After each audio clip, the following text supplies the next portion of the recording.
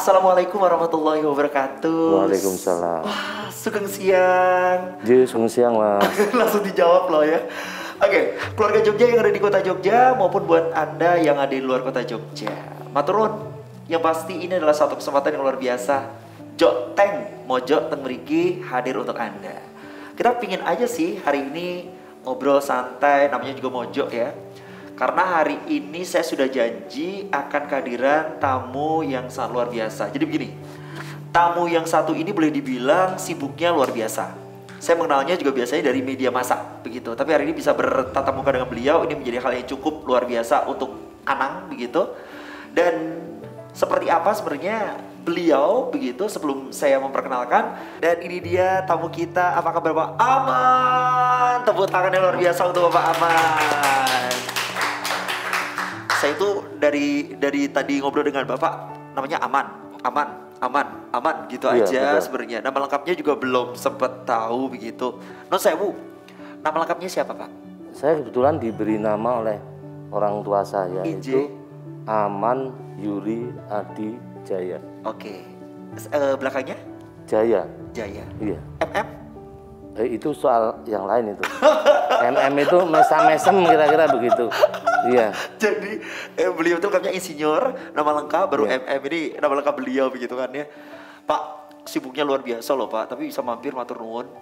Karena kalau kita bilang namanya sekda begitu kan harapannya kalau untuk menyita waktu sedikit aja biasanya nanti aja dulu ya, nanti dulu. Saya ini soalnya baru, nanti dulu gitu. Tapi untungnya bisa begitu.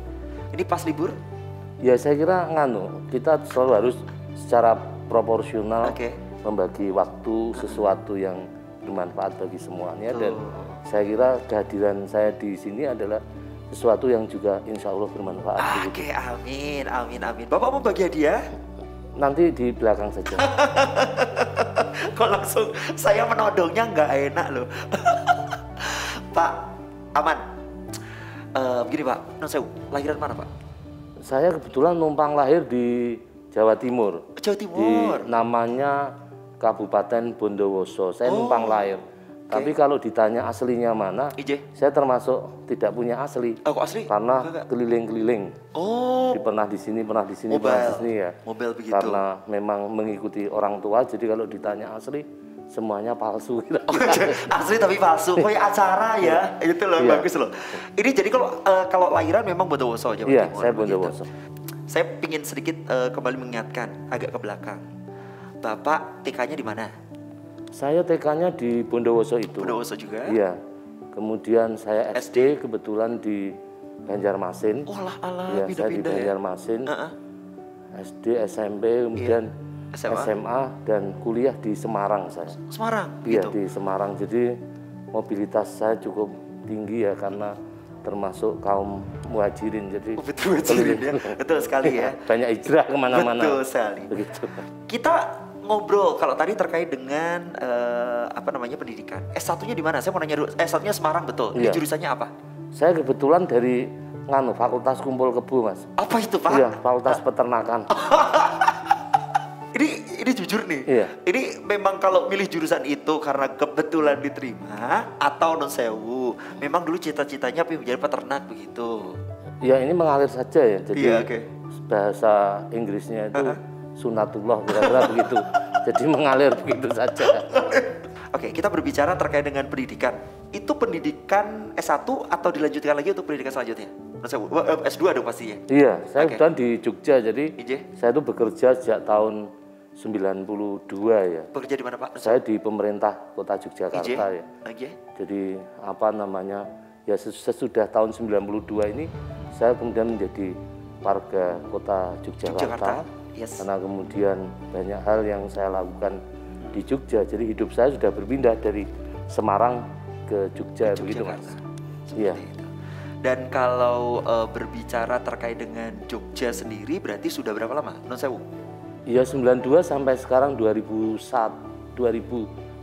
sudah hampir 30 tahun. 30 tahun. Berarti warga Jogja tenanan gitu ya. Warga Jogja asli bukan palsu lagi. Bukan palsu lagi. Kira-kira begitu. Pindah-pindah sudah kan berarti Jogja sudah seperti itu.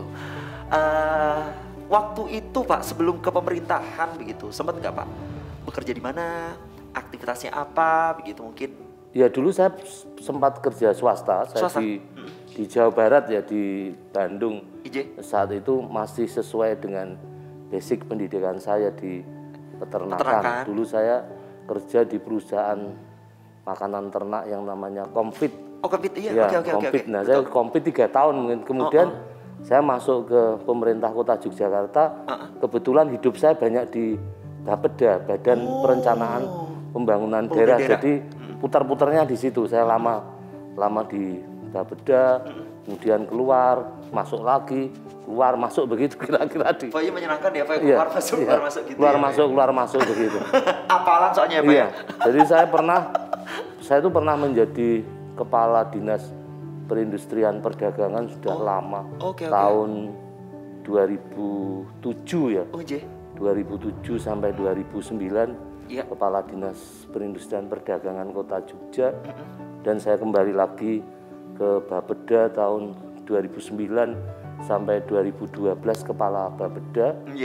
Kemudian 2012 sampai 2018 asisten pembangunan Kota Yogyakarta dan terakhir menjadi sekretaris daerah sudah 2 tahun ini. 2 tahun ini. Tepuk tangan dulu dong, beliau kan luar biasa kan. Tuh.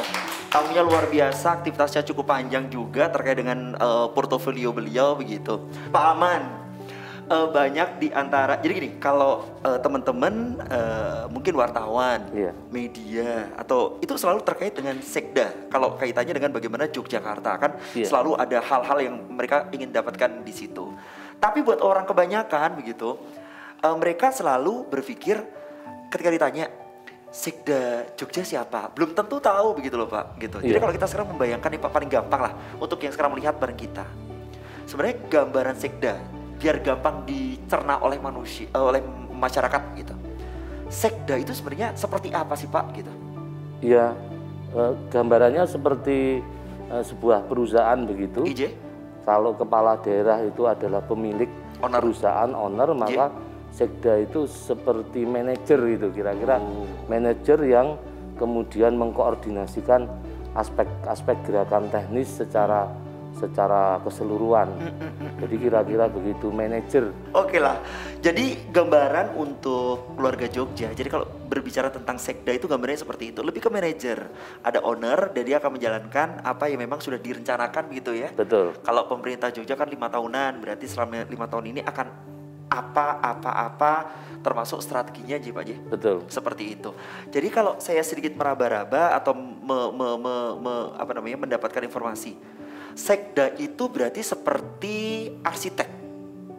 Ya saya kira begitu, karena begitu, kan kepala daerah atau owner pemerintah itu kan karakternya karakter pemain politik. Sementara kami adalah birokrat yang lebih bicara teknokratik, bicara teknis, sehingga tentu kami memang menyajikan perencanaan awal yang kemudian diberikan sentuhan warna oleh komitmen politik kepala daerah dan kami menyempurnakannya sebagai sebuah struktur perencanaan yang lengkap. Karena perencanaan itu hakikatnya kan ada 3 hal yang masuk di situ. Sesuatu yang bersifat partisipatif, usulan masyarakat, bicara politik, dan bicara teknokratik, sesuatu yang teknis.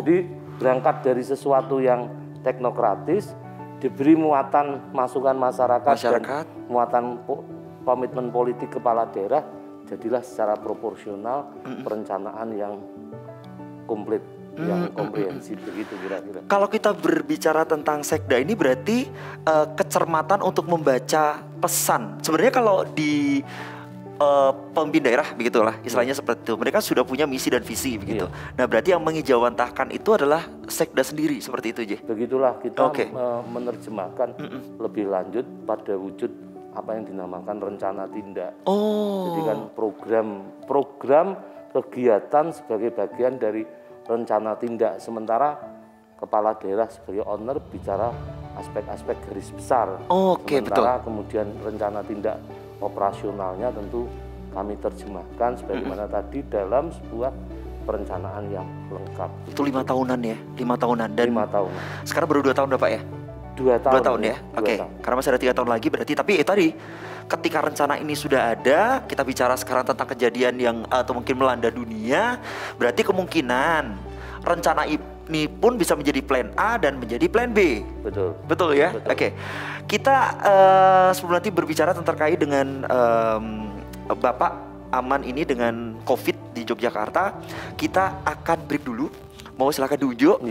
Karena setelah ini kita akan tahu gitu bagaimana Jogja dengan COVID-nya, kemudian Jogja dengan perubahan strategi yang akan dijalankannya begitu, karena memang pada kenyataannya inilah gitu orang dibalik keberhasilan dan orang dibalik program-program yang ada di kota Yogyakarta. Bersama dengan Sekda Bapak Aman, tetap bersama kita di Joteng Mojo Teng Mriki Sang Aji TV Jogja.